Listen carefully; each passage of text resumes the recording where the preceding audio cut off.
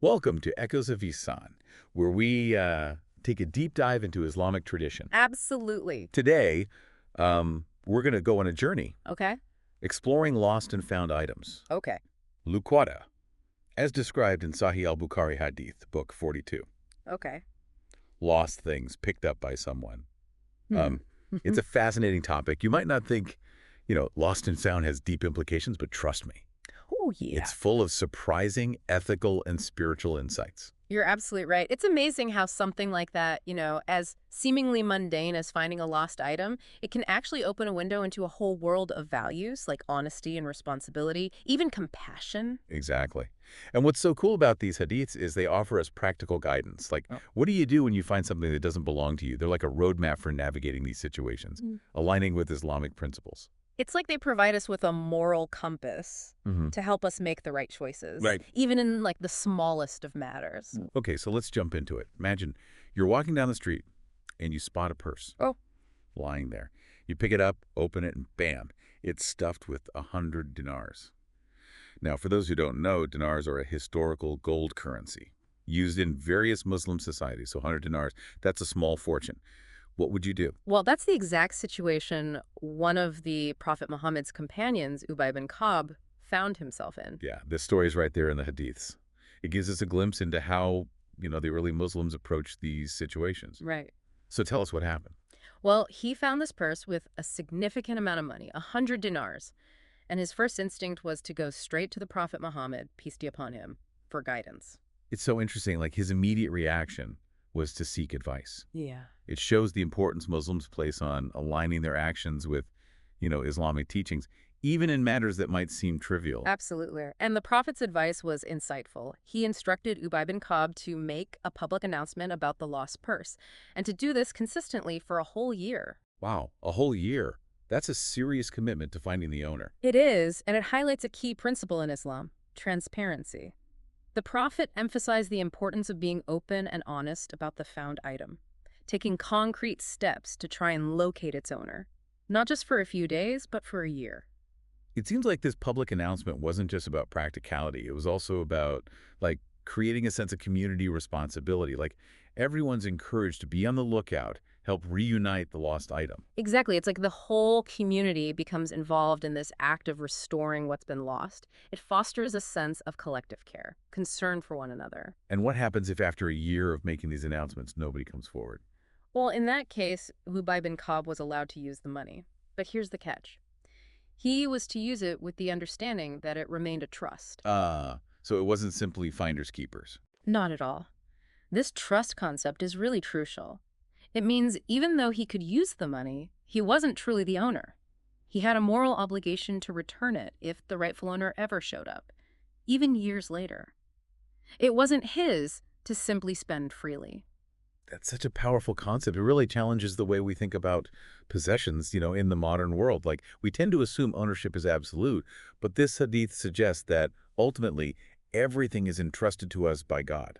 Precisely. And this sense of accountability extends even to the physical purse itself.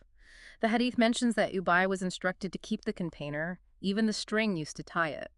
Why do you think that detail is included? It seems so specific. It's like the hadith is emphasizing the need to preserve the lost item in its original state as much as possible, like a reminder to treat even the seemingly insignificant details with respect and care, recognizing that they might hold value for the owner. It's almost like we're being asked to step into the shoes of the person who lost the item, to imagine their distress and handle their belongings with the same care that we would want someone to show ours.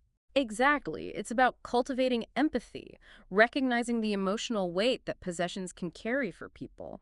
Now, we've been talking about this purse full of dinars. Mhm. I know there are other hadiths about different types of lost things, like animals, right? Yes, you're absolutely right. The Prophet Muhammad, peace be upon him, was asked about situations involving lost sheep and camels. And it's fascinating how his guidance changes based on the type of animal and the context. Okay, that's interesting. So it wasn't just a one-size-fits-all approach to lost items. Not at all. This is where the Islamic legal principle of considering context, practicality really shines through. Okay, Let's dive into the specifics. absolutely. I'm all ears. So in one hadith, someone asked the Prophet about finding a lost sheep. And the Prophet's reply was that it was for the finder, the owner, or the wolf. Okay, that's a bit cryptic. What does that mean exactly? Well, it highlights the vulnerability of the sheep. The finder could keep it, understanding that the owner might come looking for it. Or, unfortunately, it could fall prey to a wolf, in the harsh desert environment. It's almost like acknowledging the realities of life at that time. So there's like an urgency to care for a lost sheep. It needs immediate protection. Exactly. Now, contrast that with the instruction regarding a lost camel. This one's really striking. Okay, I'm intrigued. Tell me more about the lost camel situation. So when someone asked the Prophet about finding a lost camel, the Hadith describes his face becoming red with anger. He told the questioner to leave the camel alone. Wow, that's a strong reaction. Why such a difference in approach compared to the sheep? It all boils down to the camel's ability to survive on its own. The Prophet emphasized that the camel has its feet to travel, its hump to store water, its ability to find food. Interfering with it might actually do more harm than good. So it's not just about being kind to animals, it's also about understanding their nature and acting in a way that truly benefits them. Precisely. It's recognizing that different situations require different approaches. Islamic rulings are rooted in wisdom and practicality, considering the specific circumstances of each case. That's fascinating. So the teachings about lost items, they aren't just arbitrary rules, they're deeply connected to understanding the context and making thoughtful decisions based on it. You got it. It's about applying these principles in a way that considers the nuances of each situation. And this attentiveness to context and detail, it's something we see throughout the teachings on Liquada. This is so insightful. I'm already starting to see how these seemingly simple teachings, they actually reveal a much deeper understanding of, Islamic ethics and values. And we're just scratching the surface. There's so much more to uncover. Well, I can't wait to continue this exploration, but for now, we'll pause here. We'll be back soon to continue our deep dive into this fascinating world of Liquada. See what other gems of wisdom we can unearth. Welcome back to our deep dive into the world of Liquada. We've been on quite a journey so far, haven't we? Absolutely. We've gone from purses filled with dinars to lost sheep and camels wandering the desert. It's amazing how these stories, rooted in a time so different from our own, they still have so much to teach us about ethics and values. It's like we're piecing together a puzzle. Each hadith is like a piece. That reveals a bit more about, the big picture of Islamic teachings on lost and found items. And what's striking is that these teachings, they go beyond just like the practicalities. What do you do with a found object? They delve into deeper concepts like trust, responsibility, and even our relationship with God. I'm really curious to see how all these pieces fit together. Right. So where do we go from here? What other aspects of Liquada should we explore? Well, one theme that keeps popping up is this idea of public announcement. We saw it with the purse of dinars. The Prophet Muhammad, peace be upon him, repeatedly stressed the importance of, announcing a found item for a whole year. It's like he was establishing a system, a protocol for dealing with lost items in a fair and transparent way. Exactly. And this public announcement, it serves multiple purposes. On a practical level, it increases the chances of finding the owner, spreading the word, far and wide. The finder can tap into that collective awareness of the community. It's like activating a network of eyes and ears, all working together to help restore what's been lost. Precisely. And it's not just about practicality. This public announcement also has a deeper social and ethical dimension. It fosters a sense of collective responsibility. Everyone's encouraged to be vigilant, keep an eye out for lost things, participate in the process of, returning them. It creates a culture of care and concern, within the community. It's like saying, we're all in this together. We look out for each other, even in matters that might seem small. You've hit the nail on the head. It's about recognizing that we're not isolated individuals, but part of a web of interconnectedness. And this sense of responsibility, it extends beyond, our immediate circles. The hadiths about the lost animals, especially the camel, emphasize that we have a duty to respect the property of even those we might not know personally. It's like the Prophet Muhammad, peace be upon him, is saying, even if you've never met the owner of this camel, you still have an obligation to respect their right to their property. Exactly. Our actions have consequences that ripple outwards, impacting others even when we might not be aware of it. And this brings us back to the concept of trust that we discussed earlier.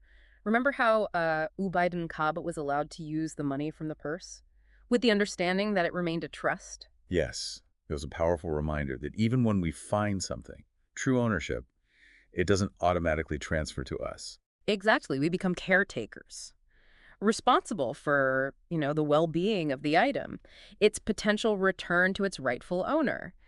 And this notion of trust is deeply rooted in the Islamic understanding of ownership. In Islam, ultimately everything belongs to God. We are merely entrusted with, things during our time in this world. It's a humbling perspective, isn't it? It shifts our mindset, from entitlement to stewardship. It certainly does. It reminds us that we're not absolute owners of anything. We're given things to use wisely, benefit from them, care for them, be ready to let go when the time comes. It's like we're holding these possessions in trust, not just for ourselves, but for God and for the community as a whole. Beautifully put. And this brings us to another crucial aspect of Luqata that we haven't, touched upon yet, the intention behind our actions. Oh, I remember you mentioning this earlier, how it's not just about, the outward act, it's also about the inner state of our hearts. Exactly. Remember the story of Abu Bakr and the shepherd? Yes, how he carefully collected the milk, cooled it, brought it to the Prophet Muhammad, peace be upon him. It wasn't just about quenching his thirst. His actions were infused with good intentions, desire to please the Prophet, share what he had received. And this emphasis on intention permeates the entire Luqata concept. It's not enough to simply follow the outward, procedures. It's about cultivating a sincere desire to do what is right, to be honest, to be trustworthy. So it's about aligning our actions with our inner values, embodying those qualities of honesty, compassion, and responsibility, not just in, how we handle lost items, but in all areas of our lives. Precisely. It's about striving to embody the divine attributes, justice, mercy, trustworthiness. It's about recognizing that even our interactions with seemingly mundane, objects can be infused with spiritual significance. And this striving for spiritual excellence, what is known in Islam as Ihsan, is beautifully reflected in the teachings on Luqata.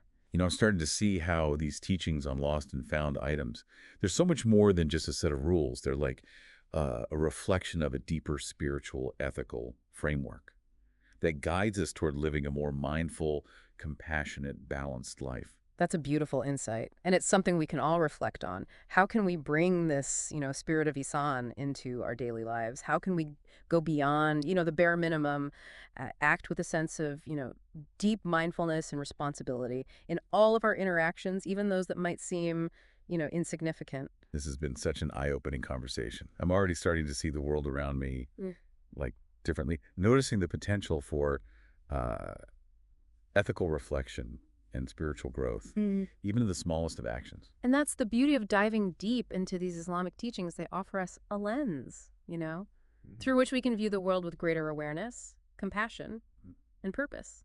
I'm eager to see where this exploration takes us next. But for now, let's take a moment to just absorb all that we've learned, prepare for the final, leg of our journey into the world of Luqata. We'll be back soon to wrap up our deep dive and see what final gems of wisdom await us. Welcome back to our deep dive into Luqata.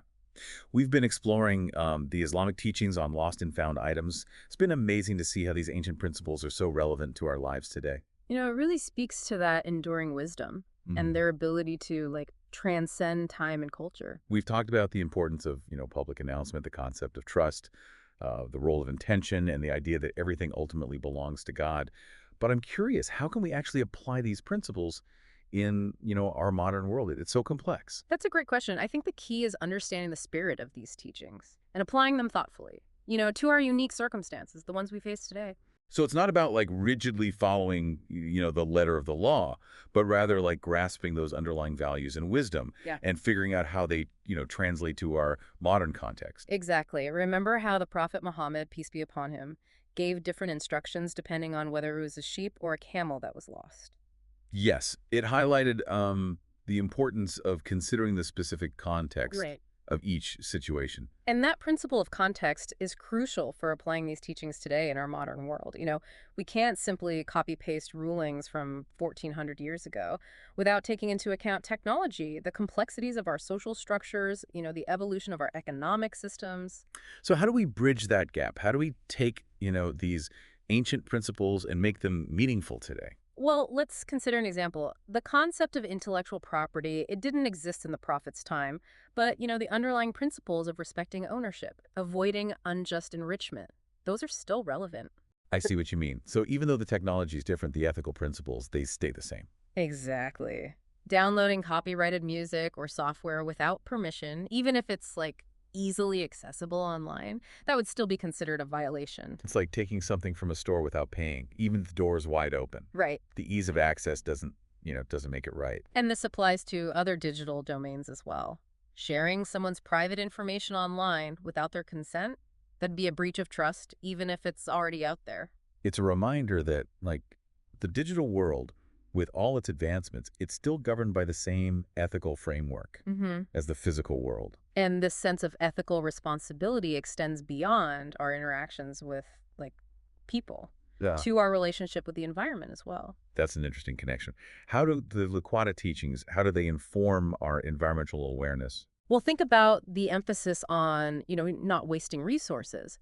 The Prophet's hesitation to eat the date, fearing it might be charity. It highlights, being mindful.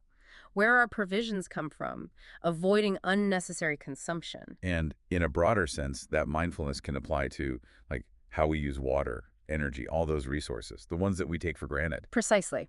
The Liquata teachings encourage us to be conscious consumers, minimize waste, consider the impact of our choices on the planet. It's a reminder that we're part of, a larger ecosystem. Our actions have consequences. They ripple outwards, impacting not just ourselves, but future generations, the natural world. And this interconnectedness is a central theme in Islamic teachings.